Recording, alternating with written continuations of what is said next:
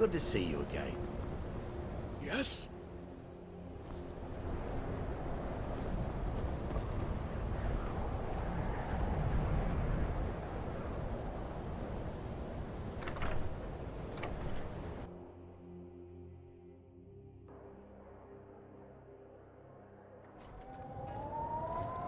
Welcome. Good to see you. I think I got a clean mug around here somewhere. Oh no. Dagger's been talking at you, hasn't he? Gotten you roped into his little plan to fix Ranmir's life. I'll tell you what I told him. Stay out of it. It's none of your business. Those aren't folks you want to get tangled up with. I say, you didn't hear any loud Enough to know that it's not worth it. Ranmir's a good boy, and he doesn't deserve what fate pushed his way. But there's only so far I'll go to risk my neck. One night, Ranmir was in here like always, drinking himself to death. When I told him there was no more hunting brew, that he drank all of it, he got angry. He ranted at me. How I didn't know what he's been through. How Isabel broke his heart when she ran off with some thief named Vex. He said he'd even gone to Riften to try and find the bastard. I think maybe he was hoping they'd just kill him, and that'd be the end of it. Dagger never heard any of this, and I chose to keep it to myself. I'm only telling you so you don't get into trouble. Riften and Thieves means trouble. Just leave it alone. No, there isn't, and I suggest you leave it at that. I don't want to see anyone get hurt over this. See ya. I don't like doing business with Azora's faithful. Make it quick.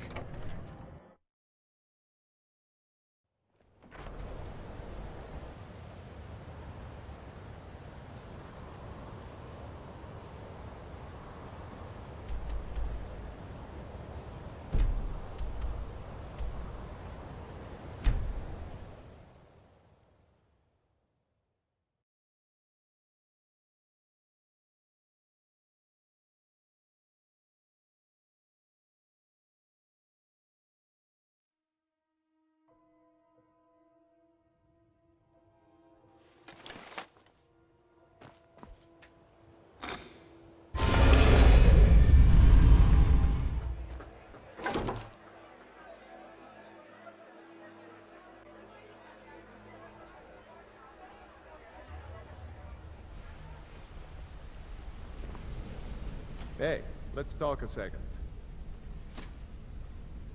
Up to no good, are we? I'll teach you, but it'll cost you.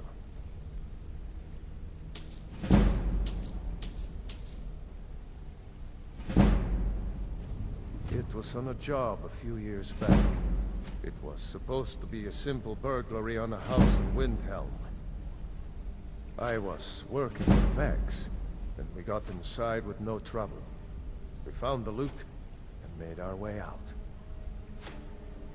Well, it was, up until the point where we set foot outside. The house was surrounded by town guard. The client had ratted us out. Vex just tells me to run, so I did. Half of them went after me, the other half went after her. Huh, are you kidding me? Vex lost them in seconds. Once she steps into the shadows, she vanishes. Me? I ran, and I ran, straight through the gates of Windhelm, and all the way back to Riften. Vex was waiting for me at the flagon when I came in, drenched in sweat. Everyone just took a look at me and laughed. Well, I had forgotten we had our horses tied up just outside of Windhelm. Vex rode hers back and arrived hours before I did. So, that's how I earned the name. Now keep it to yourself. I wouldn't bother smacking at those hives with a weapon. Set them on fire, and they'll go up like kindling. I'll point you to the first and last person you're ever going to need to talk to. Nelia. She's the guild's fence. Treat her right, and she'll make you rich. Try and rip her off, and you'll have the whole guild to answer to. Come back and see me, if you ever need pickpocket training. Look, if I was a little harsh before, I just wanted you to know it's because you were new. Know what I mean? Look, I don't really know you. I don't even really know anyone here. Why do you care anyway? It's not like we're family. This is a business. Look, you want to know about me? All right, I'll tell you. I'll tell you about the time I was a young girl, barely out of her teens, living on a pig farm in the middle of nowhere. Didn't have a coin to spend between our entire family. Ate the same slop we fed our livestock. Oh wait, it gets much better. How about the fact that our farm was attacked by bandits, and that they killed my entire family who didn't even brandish a weapon against them? Here's the best part. They took me as a prize and violated me for a fortnight. Tossed me from bandit to bandit like... It's fine. I had to tell someone, I suppose. Carrying around a weight like that, it hurts after a while. Cuts you inside like a dagger to the heart. Over time, I managed to gain their confidence. Then one night I grabbed a knife, waited until they fell asleep, and cut their throats. I never returned to that pig farm, you know. There's nothing for me there. So that's my sad story. What do you think? Maybe one day.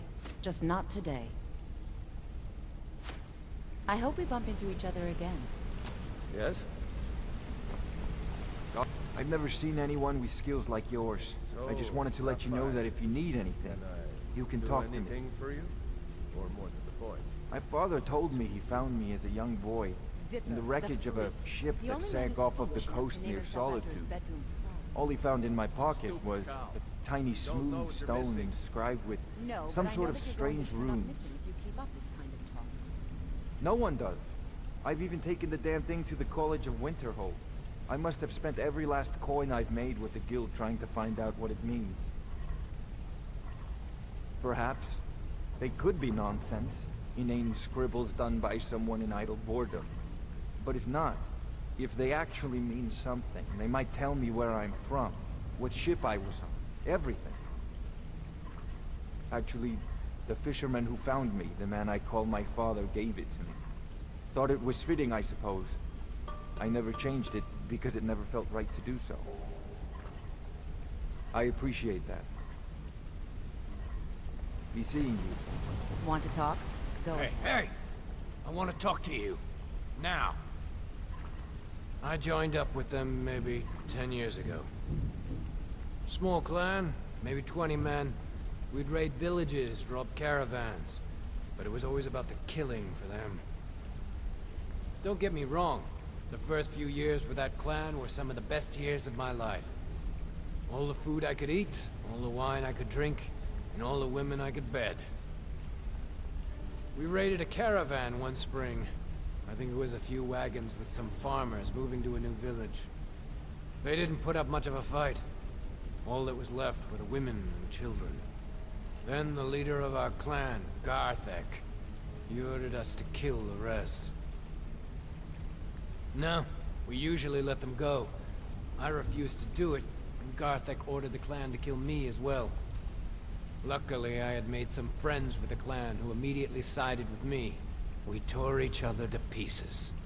After it was over, those of us that remained simply went our separate ways. I left his head on a pike at the wreckage of the caravan. Never knew what became of the rest of the clan that survived. I suppose they moved on, just like I did. Go and pick some fights.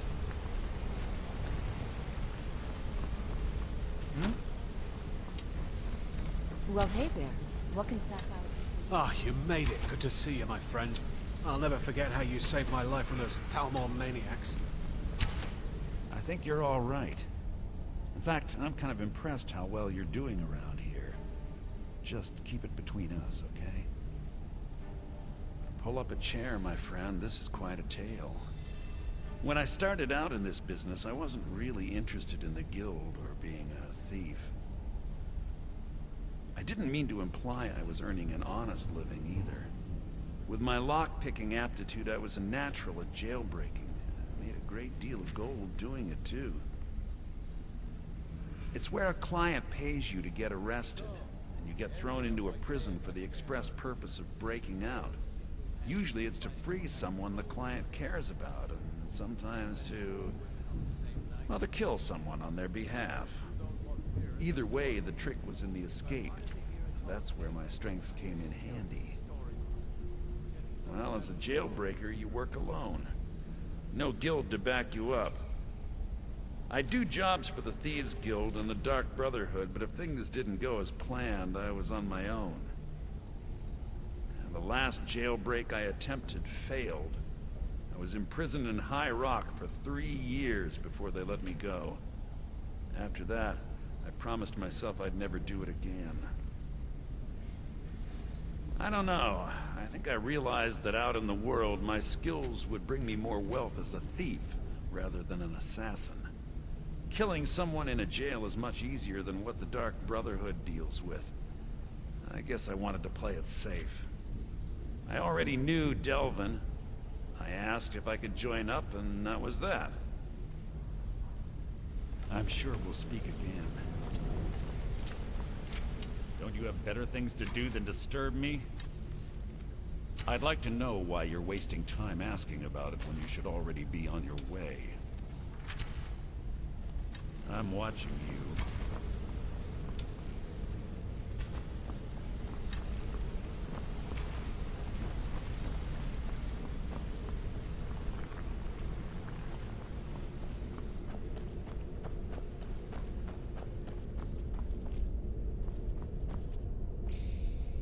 Come here a second. You've already learned all I can teach you. I used to live in Valenwood, working at my father's winery. We made the finest wine to ever cross your lips, I promise you. We were doing well. Plenty of coin, a huge mansion, and I was even betrothed to a lovely young woman. Because it was dull. Every day was the same boring routine. Working at the winery, social visits with friends, parties with no one I cared about.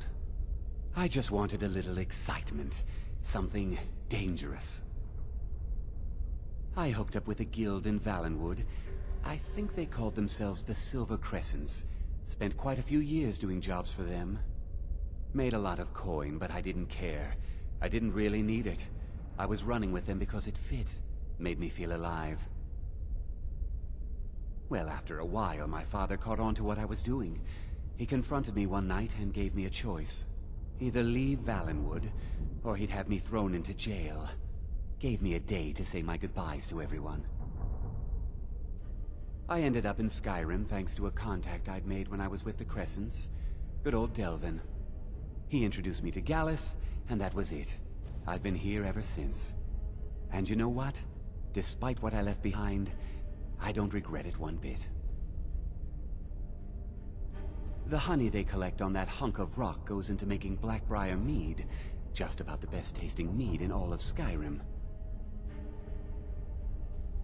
If talking your way out of trouble isn't enough, you could always pick up some training from Delvin, Vex, or Viper. Also, I recommend hitting the training room if you need lockpick practice. Helped me out of a jam more than once.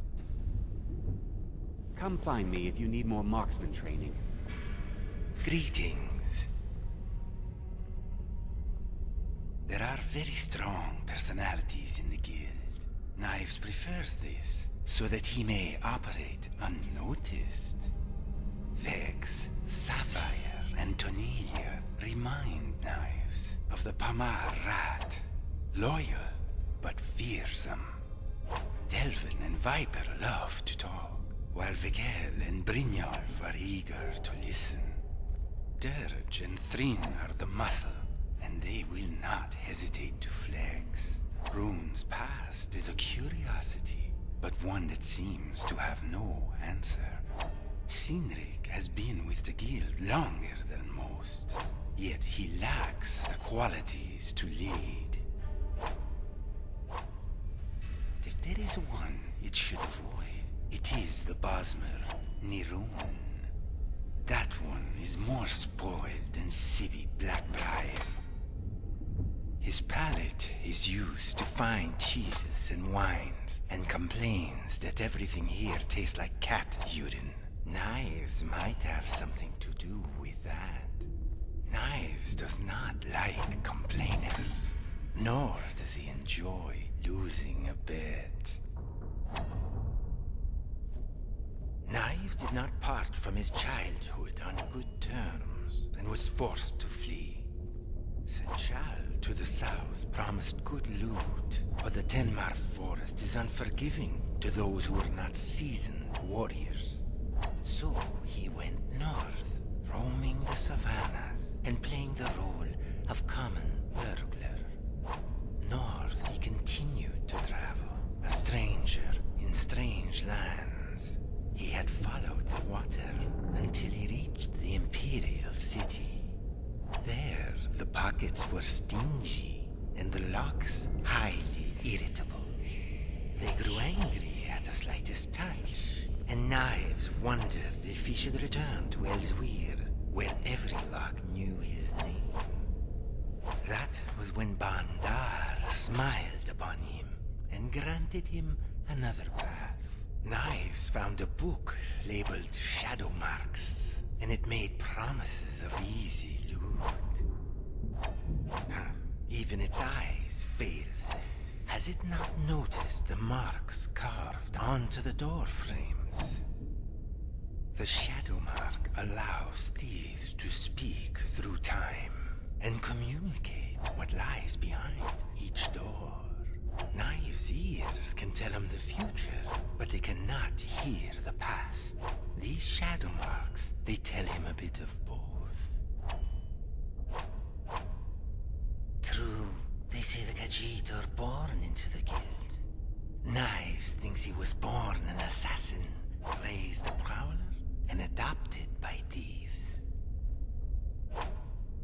Knives was the last of a litter of 3, and slew the one who gave birth to him. From that day, his fur was marked with blood. Many would say the same, if not for the mane on his back. It runs crimson, while his father's wear grey. It was an ill omen, and Knives' father was a superstitious cat. The very sight of this one threw him into a rage. On those nights, he would wander the village sands, waiting for the new sun to warm them.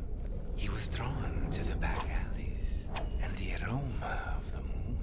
If he was tired or hungry, he wormed his way through the crowd outside the skooma huts, picking the pockets of those who had one too many. Only one night, he picked the wrong pocket. It belonged to a servant of cities. Yes, he convinced Knives he was right side up, when in truth he was upside down. Knives did not know this, because the cat always landed on his feet. To heed the call of the Black Sacrament, and to young Knives, taking a life was no different than stealing a coin.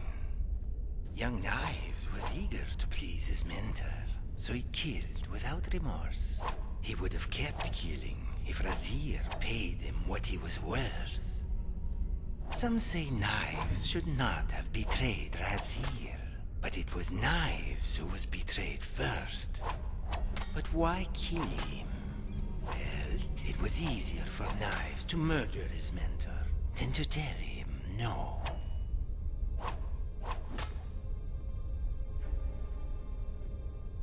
Not so, for a true thief attracts no attention.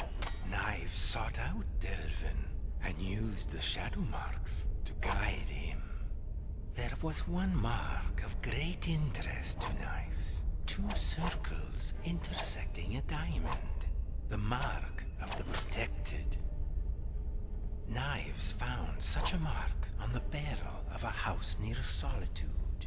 It belonged to a Thane named Erikur. A Thane of such importance would have valuables locked in a safe, along with documents that tied him to certain parties. It was a good omen. While Locks asked Knives to listen to the dance of tumblers to convince a safe to open, he need only listen for its heartbeat. In fact, Knives was almost out the door when his legs felt heavy as bricks. His toes tingled, and soon they lost all feeling. It seems both his ankles had been struck by an ice spike from Erikur's personal wizard. The wizard called the guards and woke the Thane. There had been reports of a thief in the area, and the guards speculated Knives was the culprit. Knives did not protest. He simply recommended that the Thane first check the contents of the safe before making such a hasty decision. He glanced curiously at the wizard before rushing back upstairs. When he returned, he screamed at the guards to let Knives free. "This Khajiit is my honored guest," he railed. "And if you so much as damage even a whisker, I will have every single one of your heads." The guards released Knives and left the residents, shaking their heads. The wizard, confused, turned to his master. "I thought the safe was emptied yesterday," he said, "to help pay for last night's fete." "Not anymore," the Thane replied, tossing a gem to the wizard, "for our guest has been kind enough to fill it." Until next time.